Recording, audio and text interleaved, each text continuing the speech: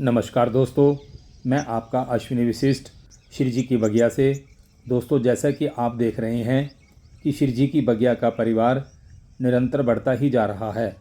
दोस्तों, ये सब आपके प्यार की ताकत ही है, जिससे ये परिवार कुछ ही सालों में देखते ही देखते आज इतना बड़ा हो गया। इसके लिए दोस्तों, मैं आप सभी का हृदय की गहराइयों से स्वागत करता हूं और मैं चाहता हूं कि हम सभी मिलकर पूरी दुनिया को ये संदेश दें कि जैविक खेती का हमारे जीवन में क्या महत्व है। दोस्तों, जिसे अपनाकर हमारे खेतों की फसलें पूरी तरह से जहर मुक्त हो जाएं, क्योंकि दोस्तों हम सभी का भी यही उद्देश्य है।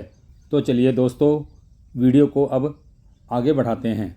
मित्रों, जो लोग चैनल को देखते हैं वे अक्सर मेरे से ये सवाल करते हैं कि विशिष्ट साहब, हमने आपकी बहुत सारी वीडियो देखी हैं और आप हुमस के ऊपर बहुत ज़्यादा बात करते हैं, तो आप हमें ये बताएं कि हुमस होता क्या है, ये किन किन चीज़ों से बनता है, किस तरह से बनता है और ये खेती के लिए इतना क्यों ज़रूरी है और इसको खेती में देने से फसलों में क्या असर होता है, ये हमें एक बार विस्तार से फिर से बताइए।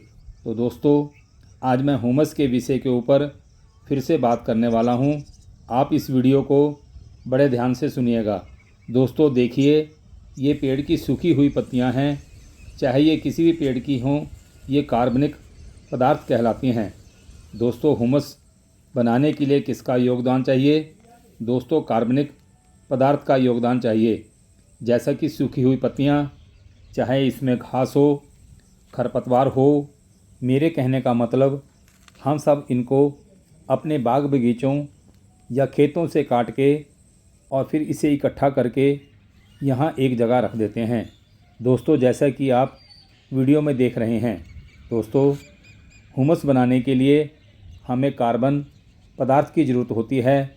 इसमें चाहे खरपतवार के अवशेष हों, फसलों के अवशेष हों या फिर पशुओं का मल मूत्र हो, ये सब क्या है दोस्तों? ये है कार्बनिक पदार्थ। अब आप मेरी बात को बड़े ध्यान से सुनते जाना। ये कार्बनिक पदार्थ कुदरती तरीके से कार्बन में बदल जाएं और इसे कार्बन में परिवर्तन होने के लिए चाहिए नमी और हवा। दोस्तों, हवा तो है ही है, बस इसमें नमी बनाने के लिए 60 दिन के लिए इसे पानी में भिगोते रहना है, या फिर इस बारिश के सीज़न में जब ये पत्तियां 60 दिन तक बराबर पानी में भीगी रहेंगी तो ये कार्बनिक पदार्थ कार्बन में परिवर्तन हो जाएंगे, तो इन पत्तियों का रंग अपने आप काला हो जाएगा। दोस्तों, सबसे पहले ये कार्बनिक पदार्थ कार्बन बनेगा और फिर जीवाणु।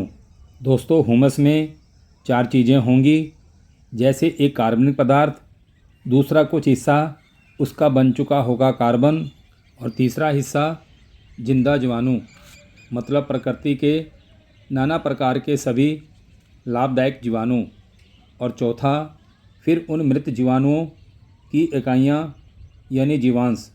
दोस्तों, यहाँ पर हमने 2 काम करने हैं। पहला, कार्बनिक पदार्थ कहाँ से लाओगे? जो हमने खेत या बाग बगीचों की मिट्टी में डालना है, और दूसरा चाहिए होगी हमें नमी। दोस्तों, जब नमी होगी तो बनेगा कार्बन, तो इसके लिए हमें चाहिए होगा जीवामृत। तो जब जीवामृत होगा तो जीवाणुओं का भोजन क्या होगा?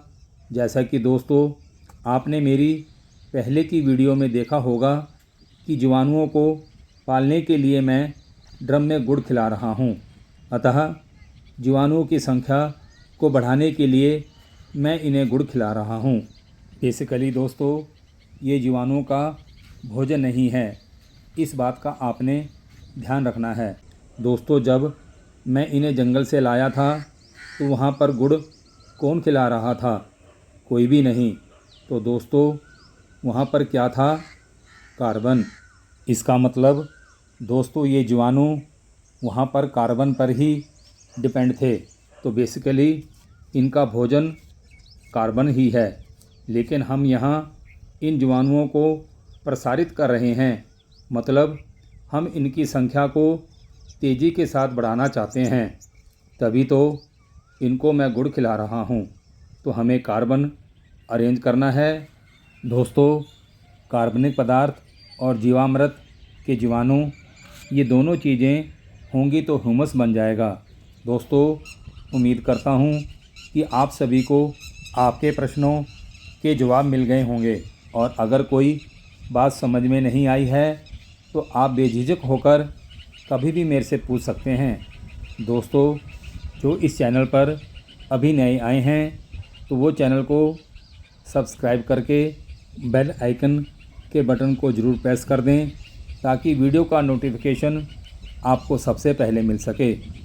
और इस वीडियो को अपने दोस्तों और भाई बंधुओं को ज़रूर शेयर कीजिएगा, जिससे कि वो भी पर्यावरण के साथ जुड़कर जैविक खेती के बारे में जान सकें। दोस्तों, आज बस इतना ही। फिर मिलते हैं ऐसी ही एक और नई जानकारी के साथ। आप पर्यावरण के साथ जुड़कर और जैविक खेती को अपनाकर सदा स्वस्थ रहें, खुश रहें। धन्यवाद।